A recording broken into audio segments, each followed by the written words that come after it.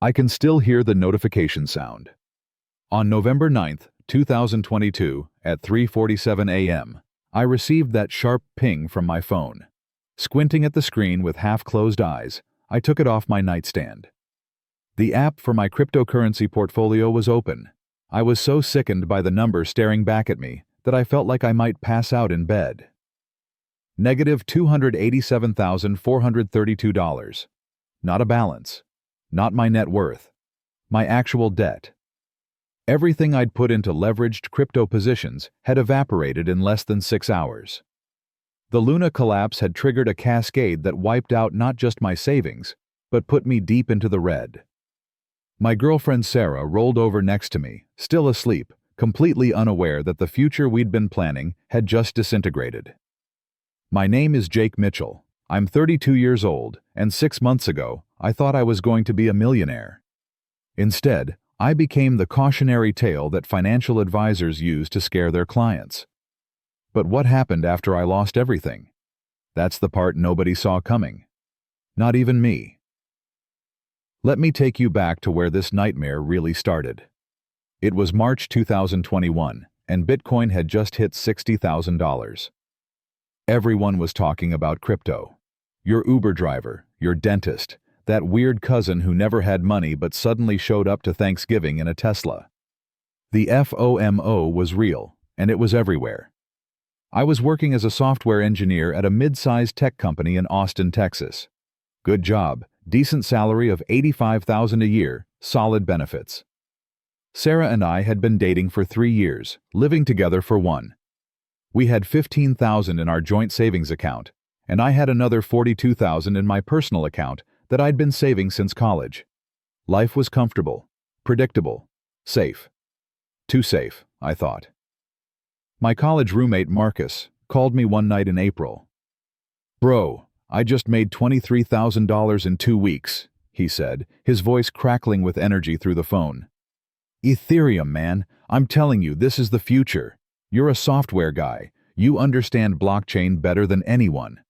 Why aren't you in this?" I'd been watching from the sidelines, reading about DEFI, NFTs, smart contracts. The technology fascinated me. As an engineer, I could see the potential. But more than that, I could see the money. People were posting screenshots of their gains on Reddit and Twitter. 6 figures from a $5,000 investment.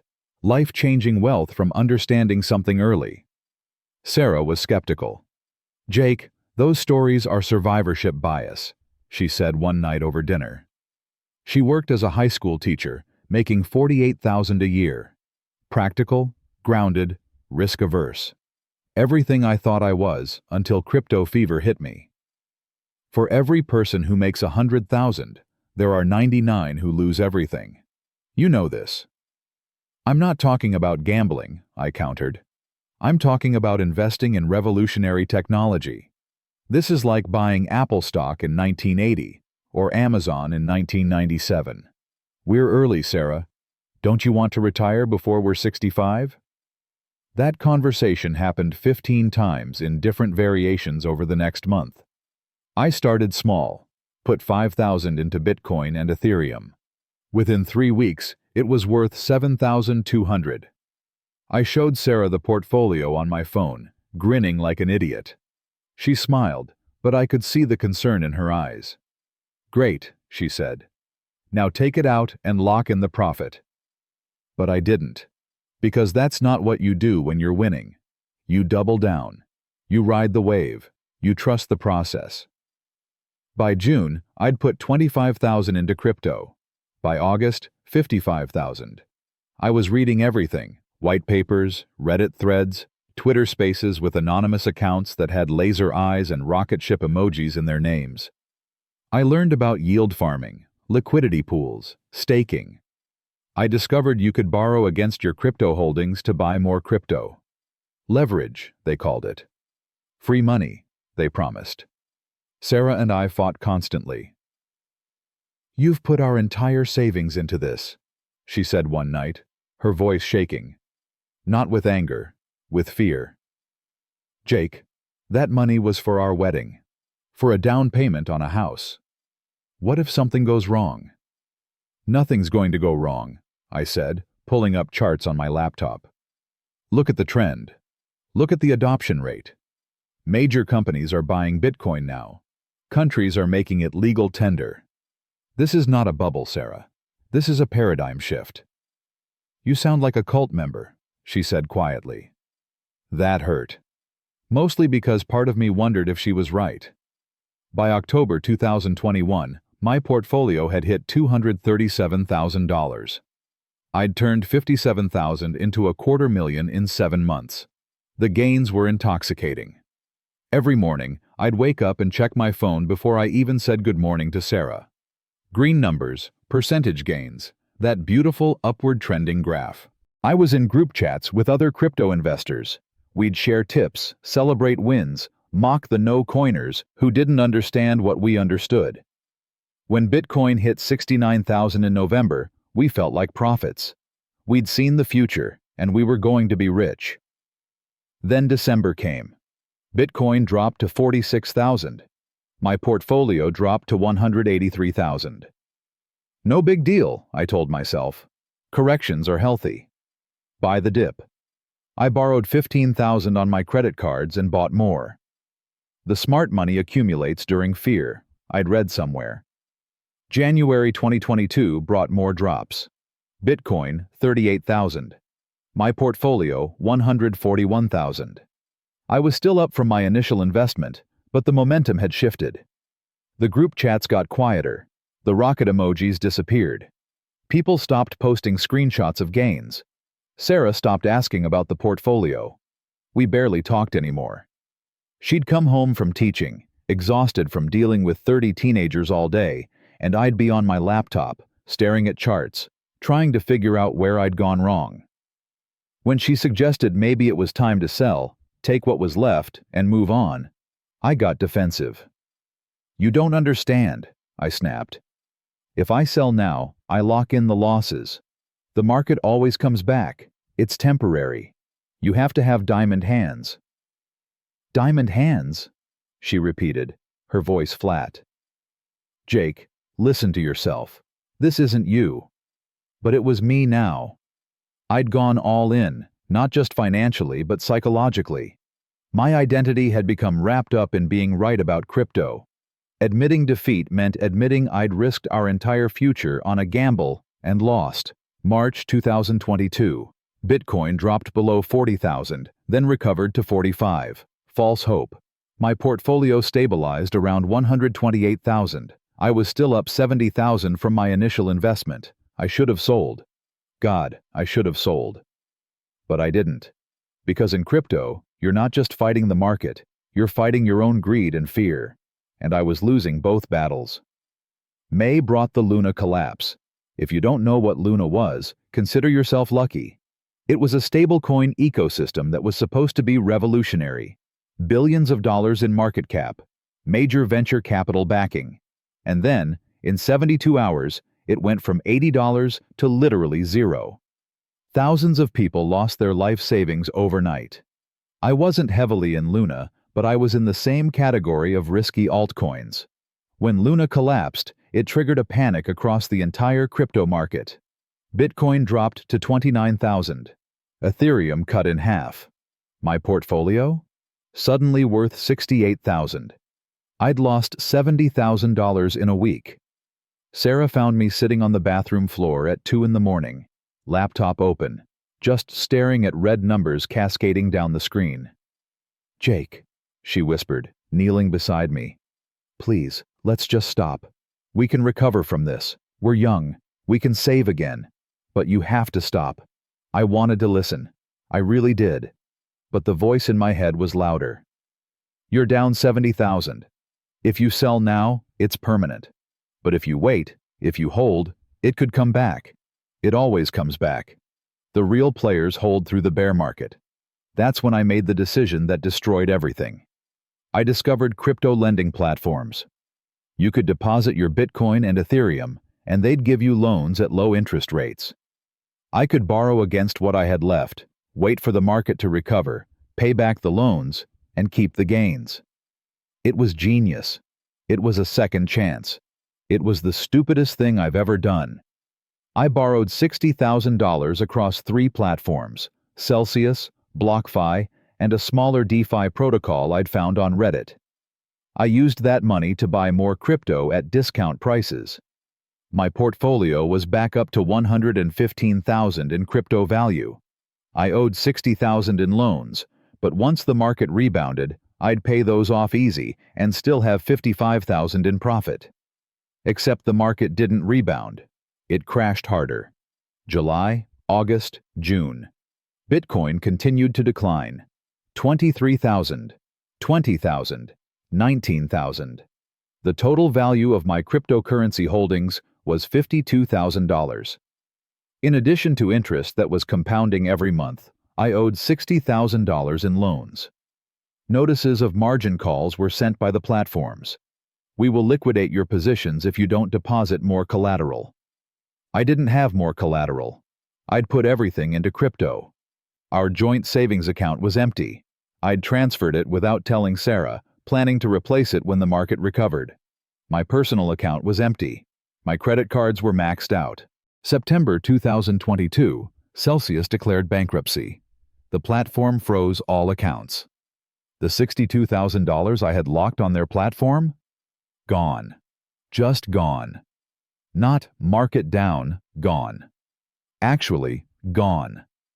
The company went bankrupt, and my crypto was trapped in legal proceedings that could take years. That's when the first bankruptcy letter arrived. BlockFi was next. Then the DeFi protocol got hacked, and another $30,000 vanished into the void. By November, I had less than $8,000 in crypto that I could actually access.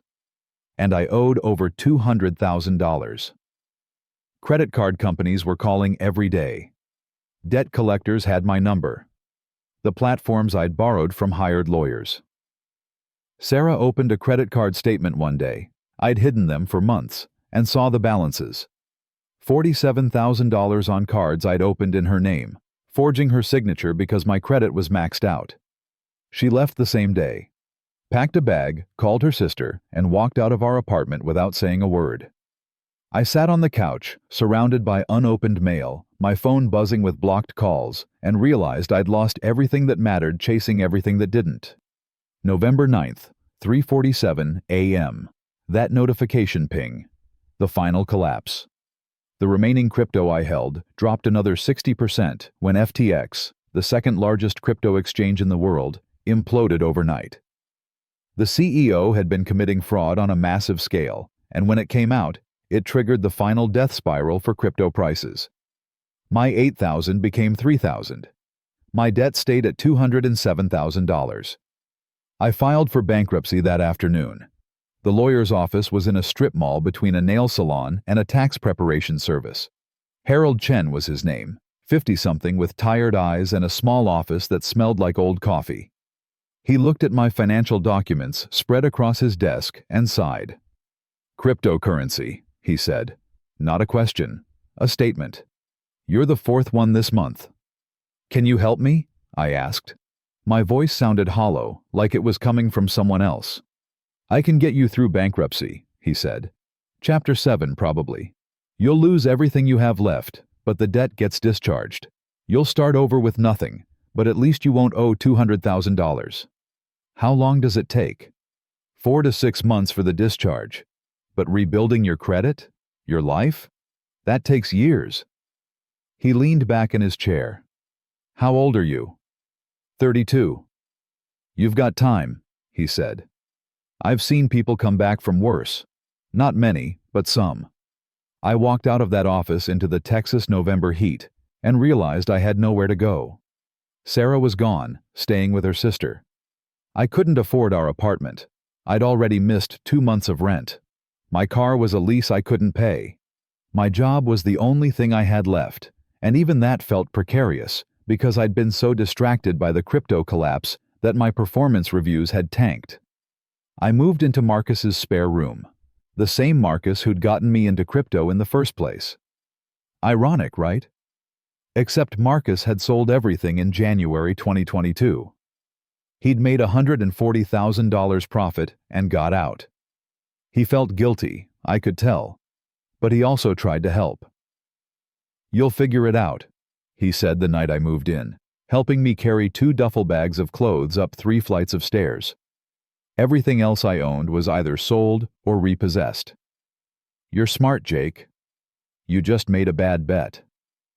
"I made 100 bad bets," I corrected him. "And I destroyed my relationship, my credit, my savings, and my self-respect in the process." That was November 15th, 2022. 6 months ago. The lowest point of my life. The absolute rock bottom. I had $312 in my checking account, a bankruptcy proceeding hanging over my head, and no idea how I was going to rebuild anything.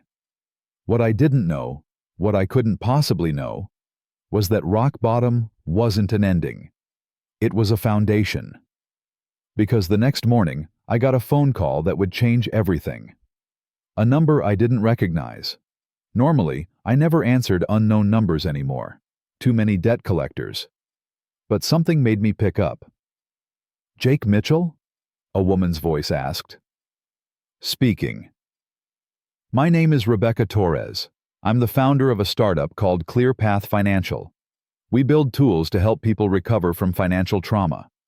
I found your story through a Reddit post you made 6 months ago about crypto investing, and I've been following your journey.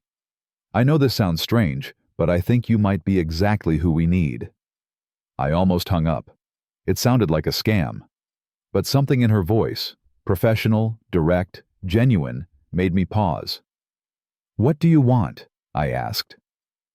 "I want to offer you a job," she said. "And I want to help you turn the worst financial decision of your life into something that could help millions of people avoid making the same mistake." Rebecca Torres didn't waste time with small talk. 2 days after that phone call, I was sitting in a WeWork space in downtown Austin, across from a woman who looked like she'd walked out of a TechCrunch article. Mid-30s, sharp blazer, laptop covered in startup stickers, and the kind of focused intensity that successful founders have. "Let me be direct," she said, sliding a tablet across the table. On the screen was my Reddit post from May 2022, titled, "I'm down $140,000 in crypto, and I don't know how to tell my girlfriend." It had gotten 2,300 upvotes and 847 comments. Most of them were either sympathy or people sharing their own horror stories. This post got 17 million impressions. Do you know why? I shook my head, embarrassed that she'd found something I wrote during one of my lowest moments. Because financial trauma is one of the most universal human experiences, and nobody talks about it honestly, Rebecca continued. Everyone shares their wins. Nobody shares the losses. You did. And people connected with it because it was real. She leaned forward. "Jake, I've been building ClearPath for 2 years. We create financial literacy tools for people recovering from bankruptcy, debt, addiction-related financial loss. But we're missing something crucial. We're missing the voice of someone who's actually living through it right now." "What exactly are you offering?" I asked, trying to keep my voice steady. I needed a job desperately, but I also needed to understand what I was getting into. I'd learned that lesson the hard way. She described herself as a content creator and financial recovery advocate. In addition to working with our product team to develop tools that genuinely assist people like you would record your bankruptcy recovery process and produce instructional content about what you discovered. We're a startup, so I know it's less than your engineering job, but our starting salary is $52,000. Options for equity that might have some value if we grow. Above all, you would be transforming your greatest failure into something worthwhile. $52,000 was a $33,000 pay cut from my engineering job. But my engineering job felt like a prison at that point. Every day sitting at my desk, writing code, pretending I wasn't drowning in debt and depression. My boss had already pulled me aside twice about my declining productivity. "When would I start?" I asked. "Yesterday," Rebecca said with a slight smile. "But realistically, January 1st. That gives you time to wrap up your current position and get through the holidays, which I imagine aren't going to be great this year." She wasn't wrong. Thanksgiving was 3 weeks away, and I had no family nearby. My parents lived in Ohio, and I couldn't afford the flight. Sarah had blocked my number. I was going to spend the holiday eating leftover pizza in Marcus's spare room, watching other people's happy family photos flood Instagram. "I need to think about it," I said, even though I already knew my answer. "Think fast," Rebecca replied, standing up and extending her hand. "I need someone who can start creating content in January. The bankruptcy recovery space is exploding. Crypto, pandemic job losses, medical debt. If we don't help these people, nobody will." I shook her hand and walked out of that WeWork feeling something I hadn't felt in months. A tiny spark of hope. It was fragile, barely there, but it was something. I quit my engineering job on November 28th. My manager wasn't surprised. "I could tell your heart wasn't in it anymore," he said during our exit interview. "Whatever you're dealing with, I hope you figure it out." He was kind about it, which somehow made me feel worse. I didn't deserve kindness. I deserved the consequences of my choices. December 2022 was the longest month of my life. My bankruptcy proceeding was moving forward. Harold Chen had filed all the paperwork. I had to take a financial education course as part of the process, sitting in a community center with 12 other people who'd lost everything for various reasons. Medical bills, divorce, bad business investments, and me, the crypto guy. During one session, a woman in her 50s shared her story. She'd co-signed on her son's business loan, and when his restaurant failed, she lost her house. "The shame is worse than the debt," she said, her voice cracking. "You feel like you've failed at being an adult. Like everyone can see you're a fraud." That hit me hard.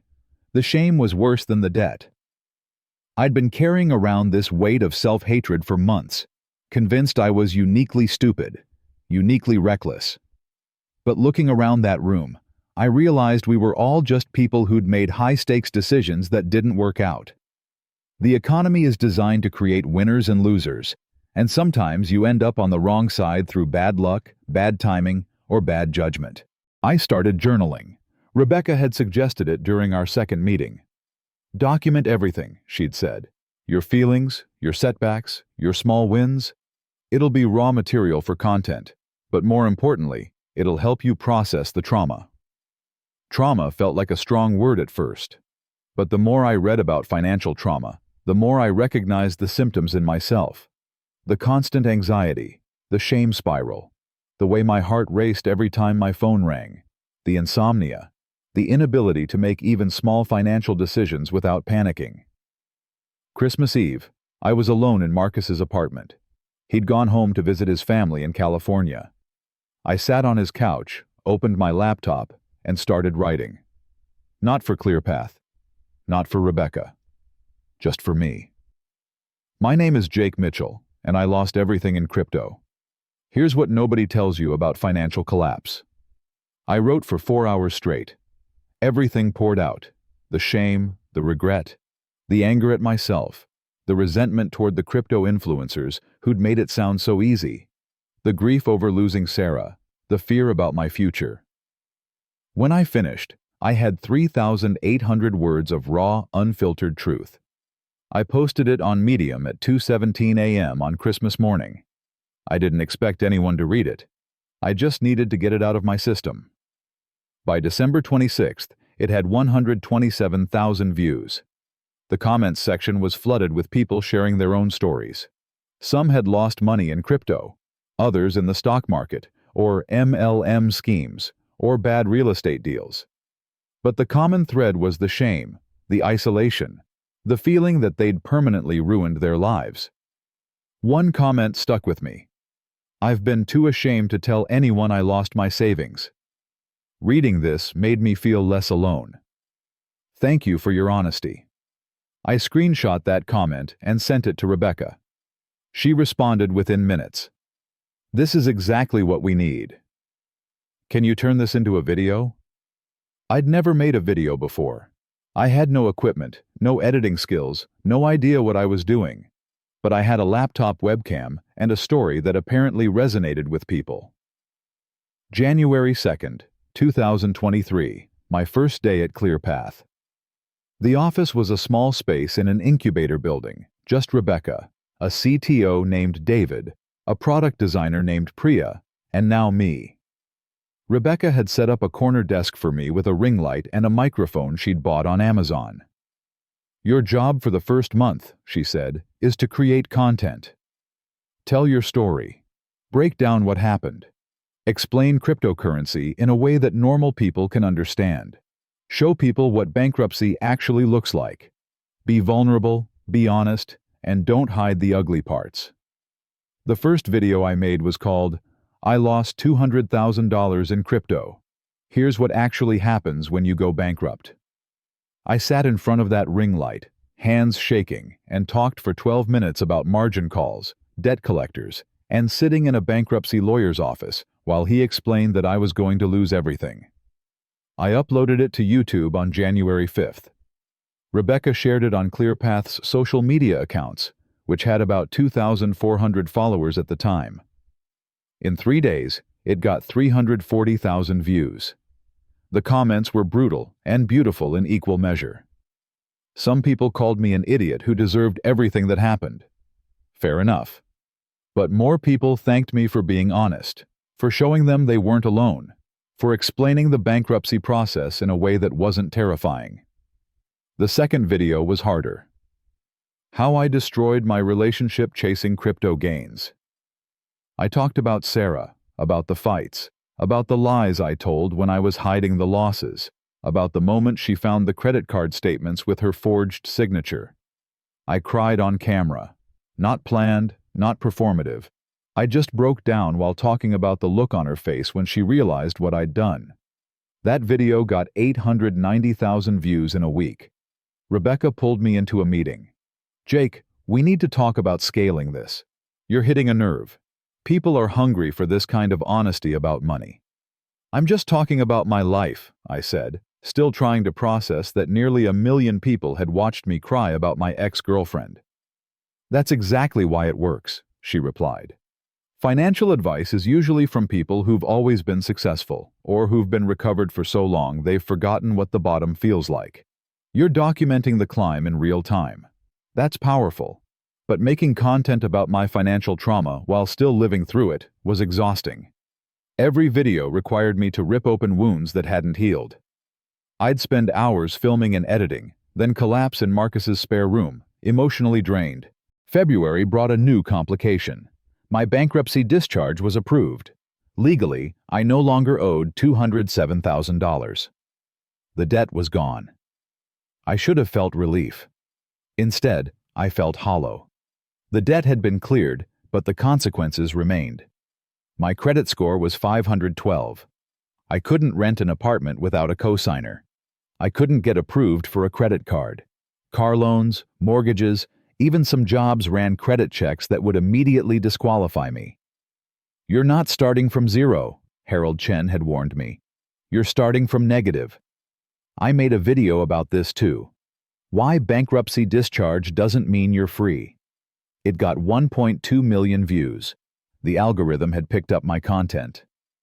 YouTube was recommending my videos to people interested in personal finance, investing, cryptocurrency. I was becoming known as that guy who lost everything in crypto. My channel grew to 89,000 subscribers by March. ClearPath's user base exploded. We went from 3,200 users to 47,000 users in 2 months. Rebecca secured Series A funding of $3.2 million. The investors specifically cited my content as proof that there was massive demand for financial recovery tools. In the funding meeting, one investor said, "Jake's story is your moat. His authenticity is something competitors can't replicate. You need to build the entire brand around this transparency." It was surreal. My financial collapse was now a company's competitive advantage, but something else was happening that I didn't expect. As I documented my recovery, I was actually recovering. The journaling, the videos, the process of explaining what went wrong and what I was learning. It was therapeutic. I was processing the trauma in real time and apparently helping other people process theirs too. March 15th, I moved out of Marcus's spare room into my own studio apartment. It was small, kind of dingy, in a neighborhood I would have never considered before the bankruptcy. But it was mine. I could afford the $840 rent on my ClearPath salary. I bought a used mattress off Facebook Marketplace and a desk from IKEA. I felt like I was 22 again, starting over from scratch. The night I moved in, I sat on that used mattress and realized something. I was happier in this tiny studio, with my 512 credit score and my YouTube channel, than I'd been when I thought I was going to be a crypto millionaire. April brought the first real sign that my content was making a difference. A viewer named Daniel messaged me on Instagram. He'd lost $87,000 in crypto and was contemplating suicide. My videos had convinced him to see a therapist and file for bankruptcy instead.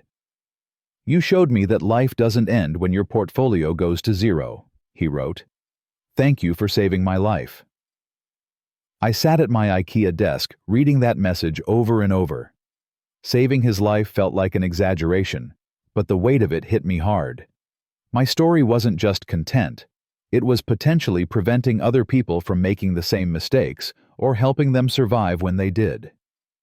Rebecca and I met for coffee in late April. ClearPath was growing faster than anyone expected. We'd hired 6 more people. The app had 180,000 users. Revenue was climbing, and my videos were consistently getting between 800,000 and 2 million views each. "I want to make you co-founder," Rebecca said. "Your equity would increase significantly, and we'd restructure your role. You'd still create content, but you'd also be the face of the company. Chief Storytelling Officer or something. We can figure out the title." "Rebecca, I lost $200,000 because I made terrible financial decisions," I said. "Why would you make me a co-founder?" "Because those terrible decisions taught you something that most people never learn. What it actually feels like to lose everything and have to build back up. That's our entire mission.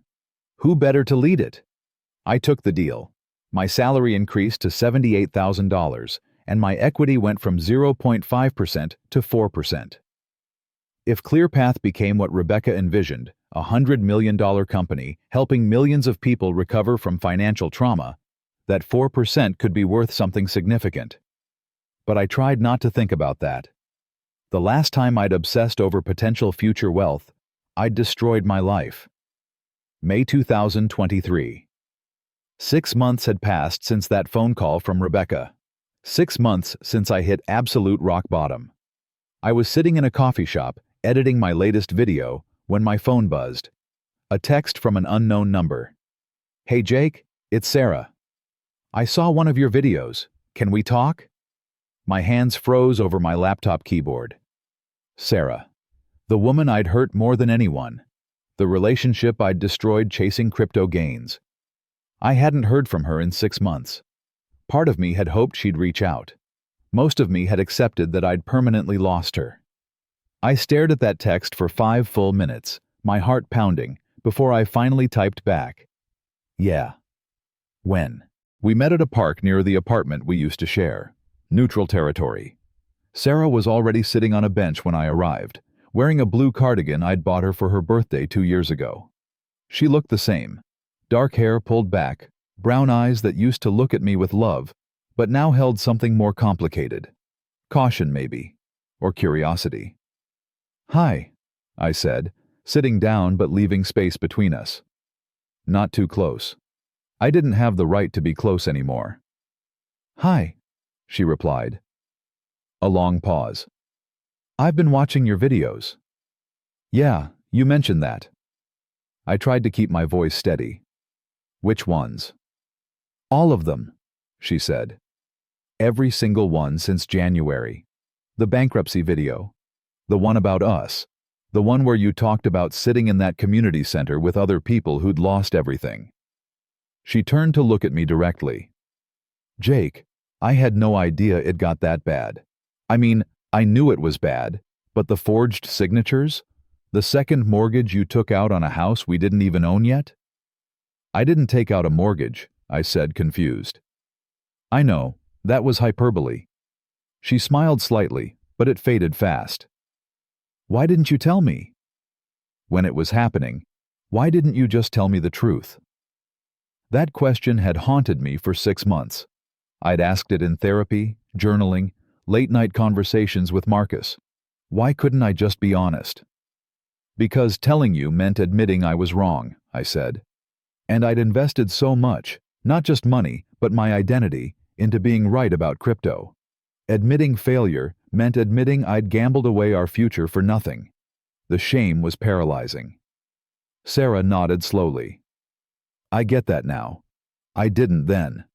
Back in November, I was so angry I couldn't see past it. But watching you talk about it publicly, being that vulnerable with strangers, it helped me understand what you were going through. I'm sorry, I said. The words felt inadequate, but they were all I had. I'm sorry for lying, for risking money that wasn't just mine, for choosing my ego over our relationship. You deserved so much better. Yeah, I did, she said simply. Not cruel, just honest. But I also wasn't perfect. I shut down every conversation about crypto instead of trying to understand why you were so drawn to it. I made you feel like you had to hide things from me. That's not an excuse for what I did. No, it's not, she agreed. But relationships fail from both sides usually. I've been in therapy too, by the way, trying to figure out my part in all this. We sat in silence for a minute, watching joggers pass by, dogs chasing tennis balls, normal people living normal lives that didn't include bankruptcy and YouTube confessionals. Why did you reach out? I finally asked. Sarah pulled out her phone and opened Instagram. Because of this, she said, showing me a message. It was from one of her former students, a girl named Maya, who'd graduated 2 years ago. The message read, Ms. Rodriguez, I just wanted to tell you that your ex-boyfriend's videos about money literally saved me from dropping out of college. I was drowning in student loans and credit card debt, and I was going to quit and try to work full-time. His video about financial trauma made me realize I needed help, not shame. I talked to the financial aid office, got connected with resources, and I'm staying in school. Please tell him thank you. I stared at the message, then at Sarah. She found you through me? She remembered you from when you'd pick me up from school sometimes. She saw your videos, recognized you, and messaged me.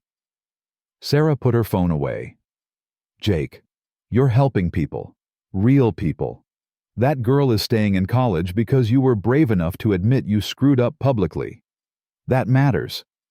It doesn't undo what I did to us, I said. No, it doesn't, she said. We're not getting back together. I need you to know that up front.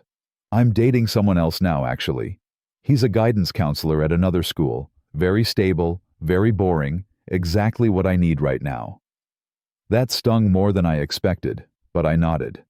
I'm glad you're happy. I'm getting there, she said. But I wanted to see you because I needed to tell you that I forgive you. Not for you, for me. I can't move forward while carrying around anger about what happened. And seeing you actually learn from it, help other people, turn it into something meaningful, it makes it easier to let go. We talked for another hour. She told me about her life, her new relationship, how teaching was going. I told her about ClearPath, about becoming co-founder, about the strange experience of having strangers know intimate details of my worst moments. When we said goodbye, she hugged me. Brief, friendly, final. Take care of yourself, Jake, she said. You too, Sarah. I watched her walk away, and I felt something I hadn't felt since the bankruptcy. Closure. Not the closure I'd wanted, which would have been getting back together and fixing everything, but the closure I needed, which was knowing that the person I'd hurt most had found peace despite what I'd done. That meeting with Sarah shifted something in me. I stopped creating content from a place of shame and started creating from a place of purpose. The videos changed. Instead of just documenting my failures, I started teaching what I'd learned. How to spot financial red flags. How to have honest conversations about money with partners. How to rebuild credit after bankruptcy. How to deal with the psychological aftermath of financial trauma. June 2023. ClearPath launched its flagship product, a financial recovery app that combined AI-powered budgeting tools with community support groups and educational content. My videos were integrated into the app as part of the curriculum. Users could watch my content, then connect with others going through similar situations. The app exploded. Within 3 weeks, we had 400,000 downloads. By July, 950,000. Revenue went from $40,000 a month to $380,000 a month. Rebecca was fielding acquisition offers from major fintech companies. Our Series B funding round valued ClearPath at $47 million. My 4% equity, which had felt like a nice gesture when I was sitting in that coffee shop 2 months earlier, was now theoretically worth $1.88 million. On paper, I'd made back everything I'd lost in crypto, and then some. But this time felt different. I wasn't checking the valuation obsessively. I wasn't calculating how much I'd be worth if we hit $100 million or $500 million. I'd learned the hard way that paper wealth means nothing until you actually have the money, and even then, it doesn't mean what you think it means. August brought an opportunity I never expected. TechCrunch wanted to do a feature on ClearPath, with me as the main focus. From crypto bankruptcy to co-founding a financial recovery platform was the proposed headline. I was terrified. A major tech publication writing about my failures? Putting my face and story in front of hundreds of thousands of people who worked in the industry where I'd once been a respectable software engineer? You have to do it, Rebecca insisted. This is exactly the visibility we need for Series B. And more importantly, think about how many people will see your story and realize they're not alone. The interview was scheduled for August 14th. The reporter, a woman named Jennifer, came to our office with a photographer. She asked detailed questions about the crypto losses, the bankruptcy, the relationship collapse, the suicidal ideation I'd mentioned briefly in one video. "Were you actually considering suicide?" she asked, recorder running. I thought about lying, softening it, but I'd built my credibility on brutal honesty. There was a night in December, a few weeks after I filed for bankruptcy, where I stood on Marcus's balcony and thought about jumping. I didn't have a plan. I wasn't actively suicidal. But I stood there thinking about how much easier it would be to just not exist anymore. "What stopped you?" Marcus came home early from work and found me out there. He didn't know what I was thinking, but he told me he'd made tacos and asked if I wanted to play video games. Such a simple thing, but it snapped me out of it. I went inside, ate tacos, played Mario Kart, and the moment passed. Jennifer wrote it all down. The article came out on August 22nd. Within hours, it was trending on Hacker News, shared across tech Twitter, discussed in financial forums. The response was overwhelmingly positive, but there were critics too. People who said I was romanticizing financial irresponsibility, that I didn't deserve success after being so reckless, that I was exploiting my own trauma for profit. They weren't entirely wrong. I was profiting from my trauma, but I was also using that profit to help other people avoid or recover from similar trauma. The line between exploitation and education was blurry, and I didn't have all the answers. What I did have was impact. By September, my YouTube channel had 780,000 subscribers. ClearPath had 1.8 million users. We'd hired 35 employees. I'd moved into a nicer apartment. Nothing crazy, just a one-bedroom with actual furniture and a dishwasher. Small luxuries that felt massive after 6 months of rock bottom. September 15th, Rebecca called an all-hands meeting. "We've received an acquisition offer from Intuit," she announced. "They want to buy ClearPath for $125 million, integrate our platform into their products, and keep the team intact." The room erupted in whispers. David, our CTO, looked stunned. Priya was calculating on her phone. I sat there trying to process what $125 million meant for my 4% equity. $5 million. Before taxes, call it $3 million. From negative $287,000 to positive $3 million in 10 months. I want to be clear, Rebecca continued. This is not a done deal. We can reject the offer, keep building, and potentially be worth much more in a few years. Or we can take the money, ensure everyone here gets life-changing payouts, and join a company that can scale our impact globally. We're going to vote on it as a founding team. That night, I couldn't sleep. I kept thinking about the difference between the Jake who'd gambled everything on crypto and the Jake who was sitting on a potential $3 million exit. What had actually changed? The money was similar. The opportunity was similar. But I was different. I'd learned that wealth without purpose is just numbers on a screen. That the best financial decision isn't always the one that maximizes profit. That sometimes the smartest thing you can do is take the win and walk away grateful. The founding team met 3 days later to vote. Rebecca, David, Priya, and me. I'm voting yes, Rebecca said. We've built something incredible, but Intuit can take it to 20 million users. That's 20 million people we can help. I didn't start this company to get rich. I started it to solve a problem. This solves it at scale. David voted yes. Priya voted yes. They all looked at me. A year ago, I said, I was so convinced I was going to be rich from crypto that I risked everything I had. I lied to my girlfriend. I destroyed my credit. I nearly destroyed myself. Now I have a chance to actually be financially secure, doing work that matters, helping people avoid the mistakes I made. Of course, I'm voting yes. The acquisition closed on October 20th, 2023, exactly 11 months after I'd filed for bankruptcy. The money hit my account on November 9th, exactly 1 year after that 3:47 a.m. notification that started this entire journey. I sat in my apartment, looking at my bank balance. $3.2 million after taxes. From negative $287,000 to positive $3.2 million in 12 months. But you know what the craziest part was? I didn't feel the rush I'd felt watching my crypto portfolio go up. I felt grateful, humbled, aware that this money was the result of losing everything, learning from it, and being lucky enough to meet someone who saw value in my failures.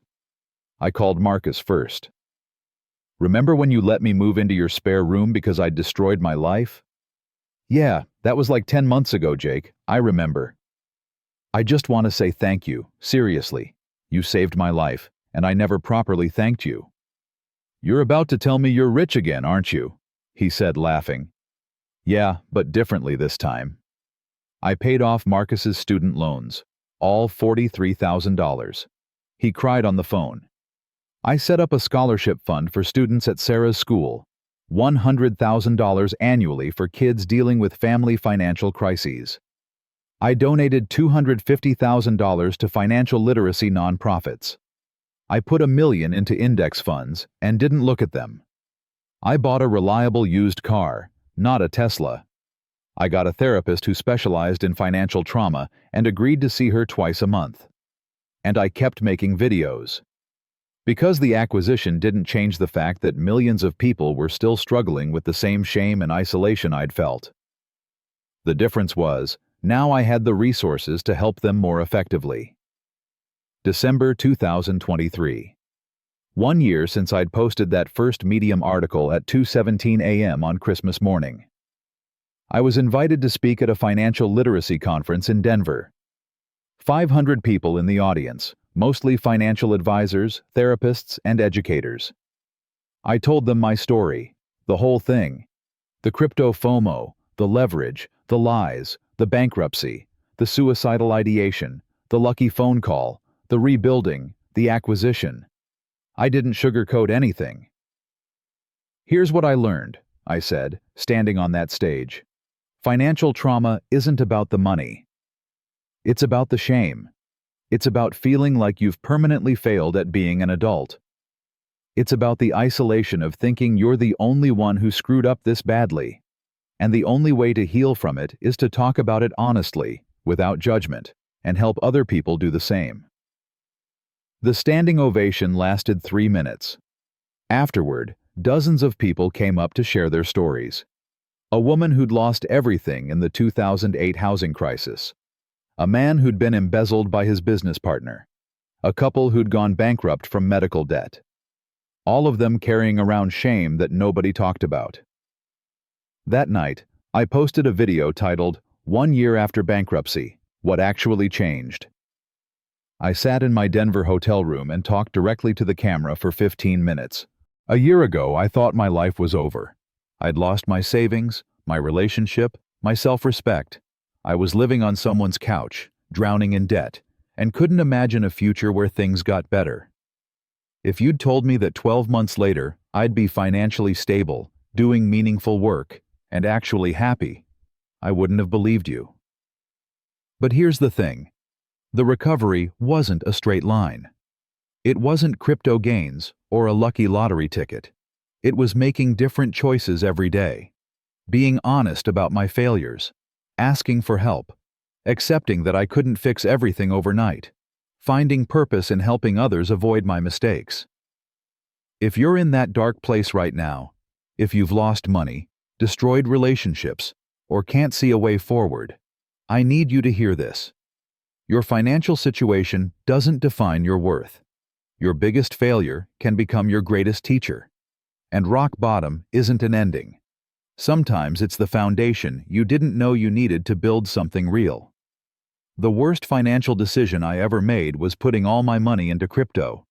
But the best decision I ever made was being honest about losing it all. Because that honesty changed everything. The video got 4.2 million views in 3 days. The comments section was filled with people sharing their own rock bottom stories, their own recovery journeys, their own hope for the future. And that's when I finally understood what had actually happened over these 6 months. 6 months that felt like 6 years, that transformed me from a person chasing wealth into a person creating value. I didn't get rich. I got recovered. And recovery, it turns out, is worth more than any number in a portfolio could ever be. January 2024. I'm sitting in my apartment, editing this script for a video that will probably get a few million views. My credit score is up to 680. I have healthy savings in my account. I'm still working with Intuit, leading the financial recovery division, helping scale ClearPath to serve 5 million users this year.